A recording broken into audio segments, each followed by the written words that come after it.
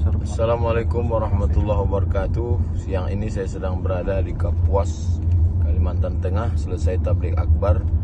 Baru saja dapat berita bahwa ulama kita dari Nangro Aceh Darussalam, Tusuk, sudah meninggal dunia mendahului kita. Mudah-mudahan Allah menempatkan beliau di surga Jannatul Firdaus bersama Rasulullah SAW, karena saya meyakini beliau adalah salah satu dari al-ulama warasatul anbiya. Bahasanya tinggi, hatinya rendah, ilmunya dalam.